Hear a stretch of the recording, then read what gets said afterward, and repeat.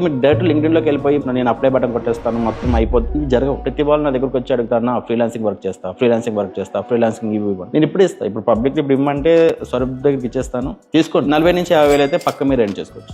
ఇంకా 6 months లో నేను ఇవన్నీ చేస్తే నాకు జాబ్ వచ్చేస్తుంది అన్నట్టు road map. Good question. So basically మీరు ఏం చేస్తారంటే ఫస్ట్ ఏఐ రీప్లేస్ చేసేస్తుంది అని చెప్పేసి చెప్తారు. సో ఇప్పుడు ఇలాంటి సిచ్యువేషన్ లో మీరు HTML CSS ఫ్రంట్ ఎండ్ వైపు నేర్చుకోవడం సజెస్ట్ చేస్తారా ఏంటి? సో బేసికలీ మర్న్ ఉంది, జావా ఫుల్ స్టాక్ ఉంది, మీన్ ఫుల్ స్టాక్ ఉంది, పైథాన్ ఫుల్ స్టాక్ ఉంది. సో ఇప్పుడు ఇలా ఉన్నప్పుడు దేనిలో ఆపర్చునిటీస్ ఉన్నాయి అని చెప్పేసి అడుగుతారు. కొంచెం ట్రికీ క్వశ్చన్ అయినా నేను చెప్తాను. ఈ DSA డేటా స్ట్రక్చర్ అల్గోరిథం ఏదైతే ఉంటుందో ఇది ఫ్రంట్ ఎండ్ లో ఎంత రోల్ ప్లే చేస్తుంది, నేర్చుకోవాలా లేదా అవసరం లేదా? సో బేసికలీ మీరు ఒకవేళ ఎగ్జాక్ట్లీ నాకు DSA కావాలనుకుంటే నేర్చుకుంటాను, నాకు స్టార్టింగ్ 40 లక్షలు కావాలి, 60 లక్షలు కావాలి, ₹1 కోటి కావాలి, 2 crores కావాలనుకుంటే మనకి ఇంటర్వ్యూ ఏవైతే ప్రిపరేషన్ ఉంటుందో లేదా క్వశ్చన్స్ ఉంటాయో ఎటువంటి కైండ్ ఆఫ్ క్వశ్చన్స్ అనేవి ఎక్స్పెక్ట్ చేయొచ్చు as a front end developer? నేను ఆల్మోస్ట్ ఒక 80 members to 100 members నేను ఇంటర్వ్యూ చేశాను.